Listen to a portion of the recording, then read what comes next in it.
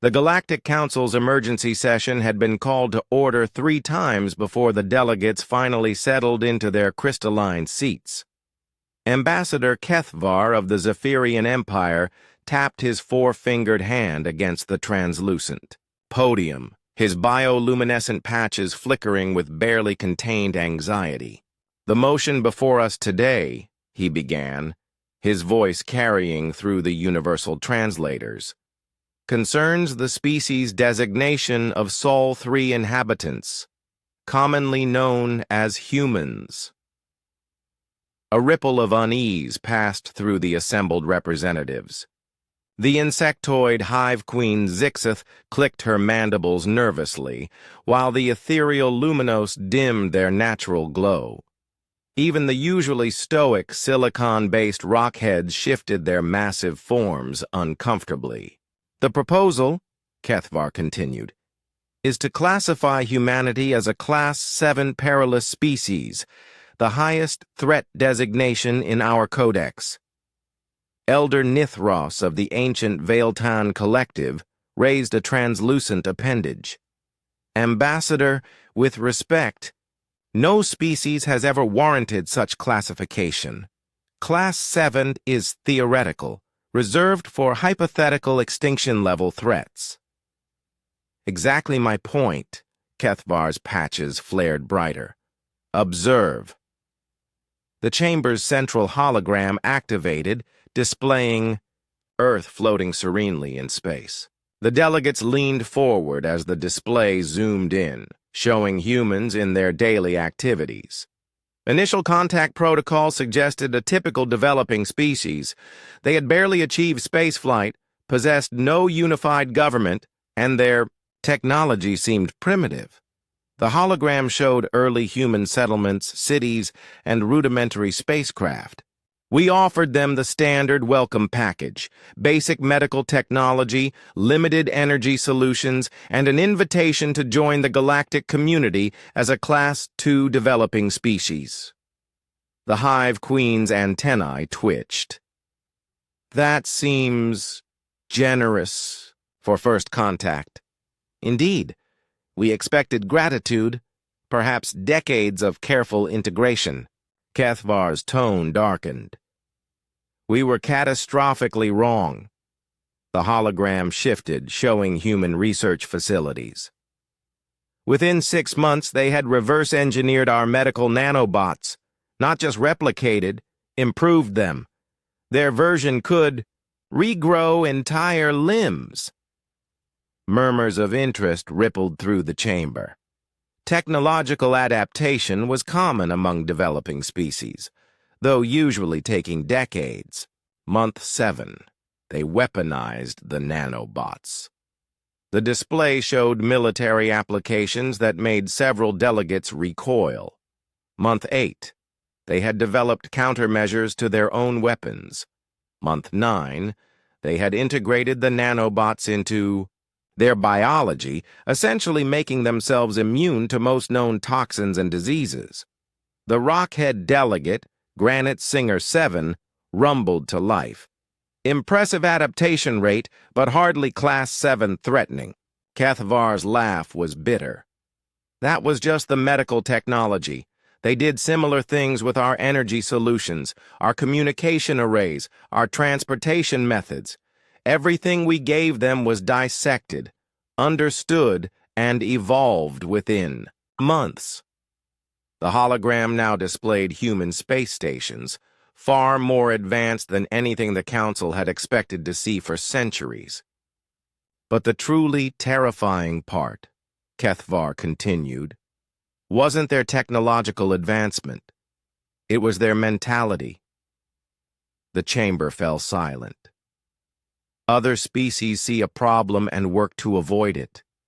Humans see a problem and ask, "How can we make this worse for our enemies?" They don't just adapt to threats, they become the threat. Elder Nithros projected skepticism through his bio-aura. "Surely you exaggerate." "Do I?" "When the Devourers attacked the Outer Rim colonies, every other species evacuated. Humans?" The hologram showed human ships deliberately flying into the biomechanical swarm. They studied the Devourer's feeding patterns mid-battle, developed a synthetic poison that mimicked their preferred nutrients and turned the entire swarm into a weapon against itself. The Hive Queen's compound eyes widened. The Devourers had been considered unstoppable. When the Void Phantoms began phasing through our shields, making our defenses useless, humans didn't develop better shields.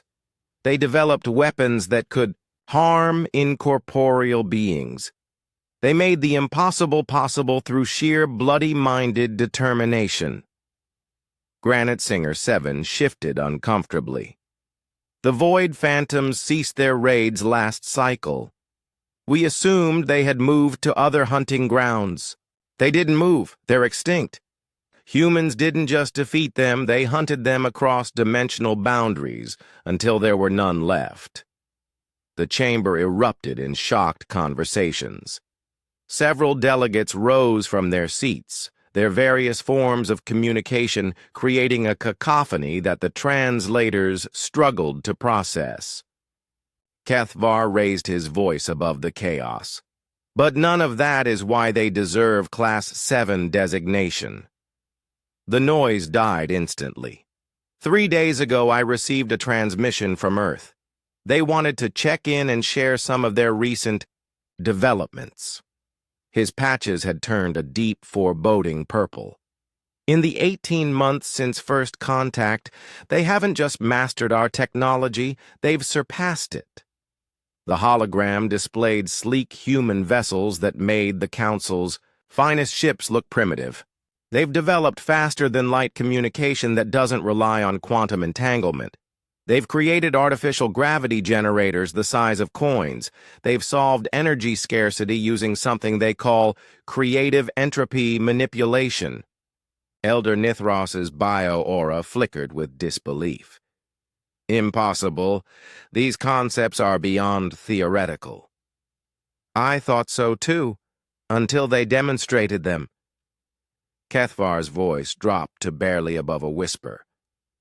They've also mapped 70% of the galaxy, identified 14 previously unknown alien civilizations, and he paused, his patches now pulsing with genuine fear.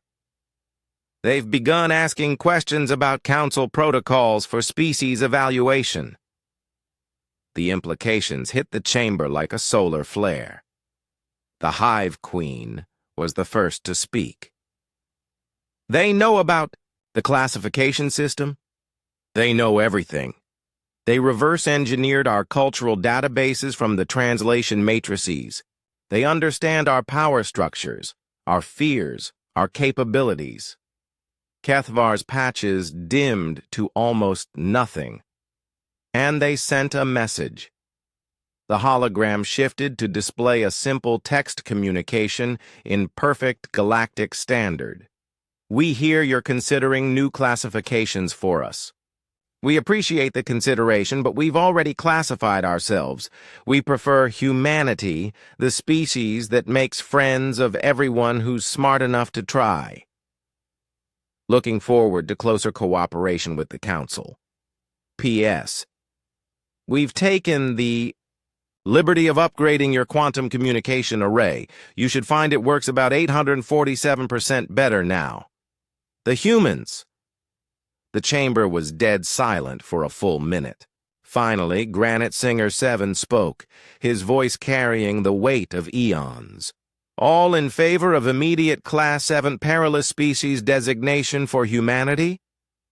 Every appendage, pseudopod, manipulator, and limb in the chamber rose simultaneously. Motion carried, Kethvar announced. May whatever gods each of us worship have mercy on our souls.